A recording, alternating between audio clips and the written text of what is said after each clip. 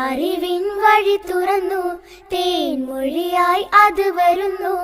കൊതിയാൽ കാത്തിരുന്നു, കുരുന്നിൻ മനം നിറഞ്ഞു. കേട്ടിടാം പാടിടാം, കൂട്ടമായി കൂടിടാം.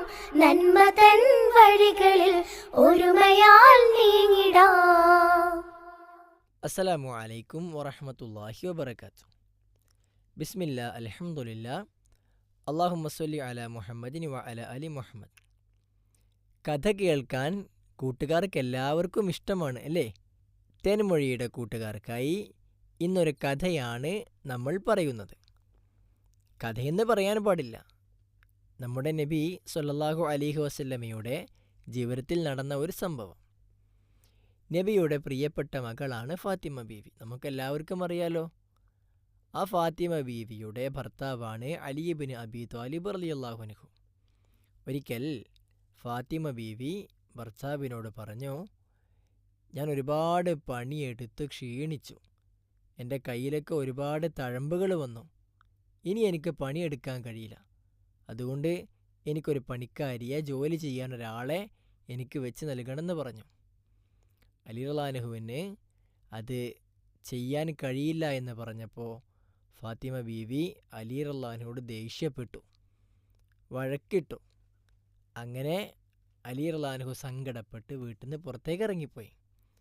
നബി സല്ലല്ലാഹു അലൈഹി വസല്ലമ ഇവരുടെ വീട്ടിലേക്ക് വന്നപ്പോൾ അലി റളിയല്ലാഹുവിനെ കണ്ടില്ല. റസൂൽ സല്ലല്ലാഹു അലൈഹി വസല്ലമ കാര്യം ചോദിച്ചു. ഫാത്തിമ ബീവി ദേഷ്യപ്പെട്ട് നിൽക്കുകയാണ്.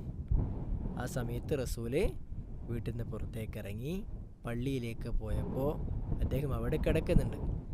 അങ്ങനെ അലി റളിയല്ലാഹുവിനെ അബൂ തുറാബ്, മണ്ണിൻ്റെ പിതാവേ എഴുന്നേൽക്ക് എന്ന് പറഞ്ഞ് വിളിച്ചു കൊണ്ടുപോയി. ഇവിടെ കൂട്ടുകാർക്ക് ഈ കഥ പറഞ്ഞു തരാൻ ഒരു കാരണമുണ്ട്. നമ്മളൊന്ന് ആലോചിച്ച് നോക്കിയേ. റസൂലിൻ്റെ മകൾ ഫാത്തിമ ബീവി ഒരുപാട് ശ്രേഷ്ഠതയുള്ള, പ്രത്യേകതയുള്ള സ്ത്രീയാണ്. പക്ഷേ അലി റളിയല്ലാഹുവിനോട് ചെറിയ വിഷയത്തിന് വാശി പിടിച്ചു. അദ്ദേഹത്തോട് വഴക്കിട്ടപ്പോൾ എന്താ ഉണ്ടായത്? ഭർത്താവിൻ്റെ സംരക്ഷണം കുറച്ച് സമയത്തേക്ക് കിട്ടിയില്ല, അവരുടെ മക്കൾക്ക് ഉപ്പയെ കിട്ടിയില്ല. അങ്ങനെ പ്രയാസമാണ് പിന്നീട് ഉണ്ടായത്. റസൂല് പിന്നെ അവരുടെ രണ്ടുപേരെയും ചേർത്ത് പിടിച്ച് ആശ്വാസവാക്കുകൾ പറഞ്ഞുകൊണ്ട് അടുപ്പിച്ചു എന്നുള്ളത് ഈ കഥയുടെ ബാക്കിയാണ്. നമ്മളിവിടെ പഠിക്കേണ്ടത്, അനാവശ്യമായി അലി റളിയല്ലാഹുവിനോട് വഴക്കിട്ടപ്പോൾ, വാശി പിടിച്ചപ്പോൾ അവർക്ക് ഒരുപാട് പ്രയാസങ്ങളുണ്ടായി. ഇനി നമ്മളൊന്ന് ആലോചിച്ച് നോക്കിയേ, നമ്മളും ഇതുപോലെ ആരോടെങ്കിലുമൊക്കെ വെറുതെ വഴക്കിടുന്ന സമയത്ത് ഇതുപോലെയാണ് സംഭവിക്കുക. ഉമ്മയോട് അനാവശ്യമായി ഒരു കാര്യവുമില്ലാതെ നമ്മൾ വാശി പിടിക്കുക. എനിക്ക് മിഠായി വാങ്ങിത്തരണമെന്ന് പറഞ്ഞാൽ ഉമ്മ ഇല്ലയെന്ന് പറയുമ്പോൾ അതിന് വാശി പിടിക്കുക. അതല്ലെങ്കിൽ ഇക്കാക്കാൻ്റെ കയ്യിലുള്ള സാധനം എനിക്ക് കിട്ടണമെന്ന് പറഞ്ഞ് വാശി പിടിക്കുക. അങ്ങനെയൊക്കെ വാശി പിടിക്കുമ്പോൾ എന്താ ഉണ്ടാകുക? നമ്മുടെ വാശി കൂടിയ ഉമ്മയോ ഉപ്പയോ നമ്മളെ തല്ലും, അല്ലെങ്കിൽ ടീച്ചർ നമ്മളെ തല്ലും. അപ്പം നമുക്ക് അവരോട് ദേഷ്യമാകും, തെറ്റി നിൽക്കും, പിന്നെ ഒരുപാട് പ്രയാസമാണ് അങ്ങോട്ട് ഉണ്ടാകുക. അപ്പോൾ രണ്ടാളുകൾ തമ്മിൽ വല്ലാത്ത മനസ്സിന് പ്രയാസമുണ്ടാകുന്ന, അല്ലെങ്കിൽ രണ്ടാളുകൾ അകൽച്ചയാകുന്ന ഒരു അവസ്ഥയാണ് നമ്മൾ അനാവശ്യമായി വഴക്കിട്ടാൽ ഉണ്ടാകുക.